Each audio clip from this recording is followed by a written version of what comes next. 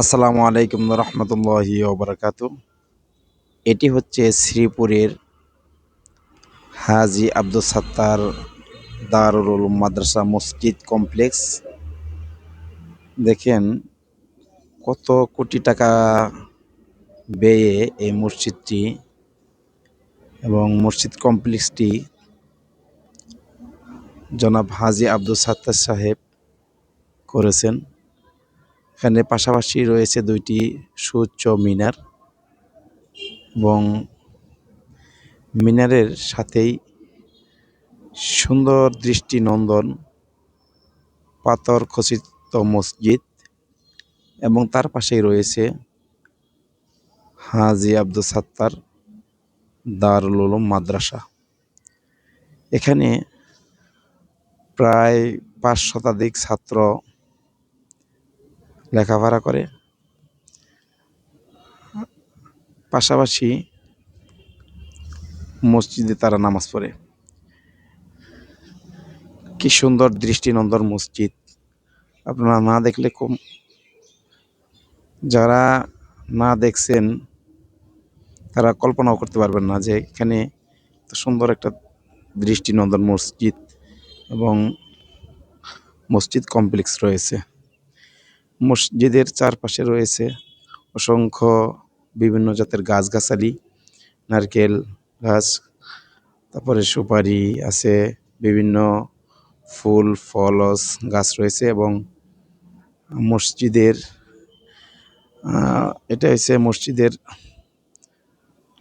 অংশ, বারান্দা বা বলেন বা মসজিদের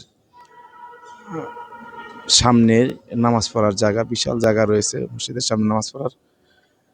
মসজিদের বাহিরে ওই যে বাহিরে ওইটাও নামাজ পড়ার জায়গা রয়েছে এবং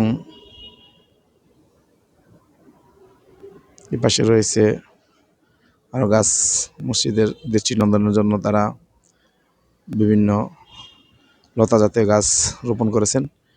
3টি গম্বুজ এবং মাঝখানে গম্বুজটাও বড়।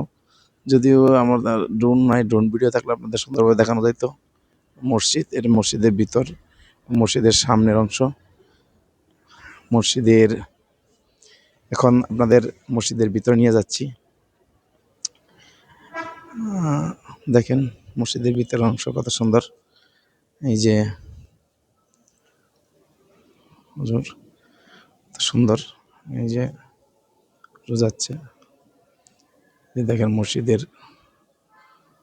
কত সুন্দর দরজা, দেখেন দরজার পুরুত্ব কত দৃষ্টিনন্দন দরজা রয়েছে এখানে। এটা পুরা মসজিদের ভিতরের অংশ। এখন মাগরিবের আজান হবে, তাই ভিডিওটা আর দীর্ঘ করতে পারছি না। মাগরিবের আজানের পরে মাগরিবের নামাজ হবে ইনশাল্লাহ।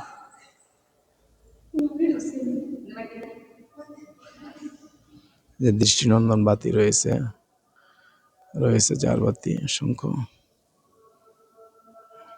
দেখতে পাচ্ছেন সুন্দর বাতি এবং খুবই চাকচিক্য এবং জৌলুসপূর্ণ। আসসালামু আলাইকুম রহমতুল্লাহ।